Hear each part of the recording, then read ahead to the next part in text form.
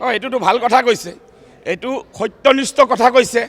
যিয়ে ভাৰতীয় জাতীয় কংগ্ৰেছক বিশ্বাস কৰে, যাৰ ৰক্তই ভাৰতীয় জাতীয় কংগ্ৰেছ আছে, সি ভাৰতীয় জাতীয় কংগ্ৰেছ কৰিব, আৰু যাৰ নাই সি তাৰ নিষ্কাশিত হ'ব। তাৰ পৰা এইটোতো আৰু সভাপতি মহোদয় এটা সুন্দৰ কথা কৈছে।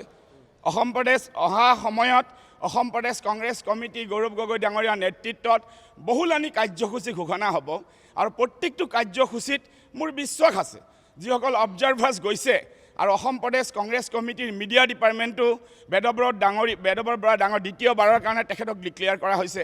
তেখেতৰো নেতৃত্বত মই দেখা পাইছোঁ কেইটামান দিনত মিডিয়া ডিপাৰ্টমেণ্ট আমাৰ যথেষ্ট শক্তিশালী হৈ পৰিছে। সকলো দিশত আমি যাতে আগুৱাই লৈ যাব পাৰোঁ। অসমৰ জনসাধাৰণৰ প্ৰকৃত ইচ্ছা কি, অসমৰ জনসাধাৰণৰ সত্যনিষ্ঠ তেওঁলোকে কি বিচাৰে, তাত গৌৰৱ গগৈ ডাঙৰীয়াই প্ৰতিফলন নিশ্চয় ঘটাব পাৰিব, আমাৰ বিশ্বাস। গৌৰৱ গগৈ প্ৰত্যেকজনলৈ সন্মান আছে। ভাৰতীয় জাতীয় কংগ্ৰেছৰ প্ৰত্যেকজনে আমাৰ সন্মানৰ। ইয়াত কোনো কাকো মানে হেয় কৰাৰ কোনো আমাৰ প্ৰচেষ্টা, আৰু এইটো ভাৰতীয় জাতীয় কংগ্ৰেছ হয়। প্ৰত্যেকজনৰে অৱদান আছে। Gaurav Gogoi leader of the opposition আছিলে যোৱা সময়ত, deputy leader of the opposition. এইবাৰ leader of the opposition Rahul Gandhi, তেওঁৰ নেতৃত্বতো তেওঁ deputy leader of the opposition. আৰু তেওঁৰ কণ্ঠ পাৰ্লিয়ামেণ্টত কিদৰে গুজৰি গমৰি উঠে, প্ৰাইম মিনিষ্টাৰ নৰেন্দ্ৰ মোদীৰ আগত, অমিত শ্বাহৰ আগত গৌৰৱ গগৈ ডাঙৰীয়াই যেতিয়া ডিবেট কৰে, বহুতে তাত তেওঁৰ সন্মুখত ফেৰ মাৰিব নোৱাৰে।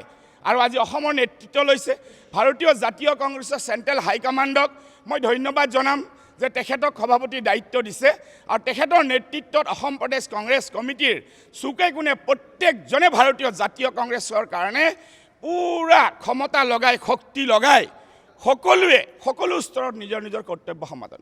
এইটো এটা ষড়যন্ত্ৰ, আৰু এইটো এটা কি ক'ম, এনেকুৱা ধৰণৰ কথা ভাৰতীয় জাতীয় কংগ্ৰেছে বিশ্বাস নকৰে, আৰু ভাৰতীয় জাতীয় কংগ্ৰেছে এনেধৰণৰ কথাৰ পৰা সদায় দূৰত থাকে। ভাৰতীয় জাতীয় কংগ্ৰেছ হিন্দু, মুছলমান, শিখ, ইছাই, ৰাভা, বড়ো, গাৰো, মিচিং সকলো কাৰণে ভাৰতীয় জাতীয় কংগ্ৰেছ সকলো জাতি জনজাতিক প্ৰতিনিধিত্ব কৰে।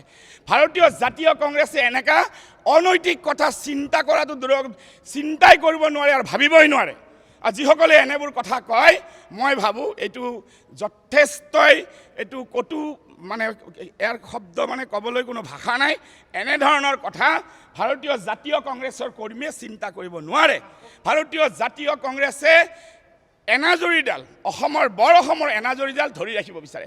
শাসক পক্ষই আজি কেইটামান দিনত এনেকুৱা কিছুমান কথা কৈ এটা কি বুজাব বিচাৰিছে, কি সূচাব বিচাৰিছে, সেইটো তেওঁলোকে ভালদৰে বুজি পাব।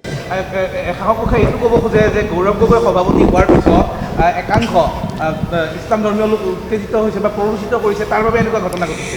গৌৰৱ গগৈ সভাপতি হোৱাৰ পিছত ইছলাম ধৰ্মীয় লোকসকলেই নহয়, সকলো জাতি জনগোষ্ঠী, সি চাহ জনগোষ্ঠীয়েই হওক, সি মিচিঙেই হওক, সি অসমীয়াই হওক, সি হিন্দুই হওক, সি বড়োৱেই হওক, সি ৰাভাই হওক, সি গাৰোৱেই হওক, প্ৰত্যেকে উৎফুল্লিত, আৰু এইটো অনাগত সময়ত প্ৰতিফলন ঘটাম আমি দেখা পাব। ধন্যবাদ।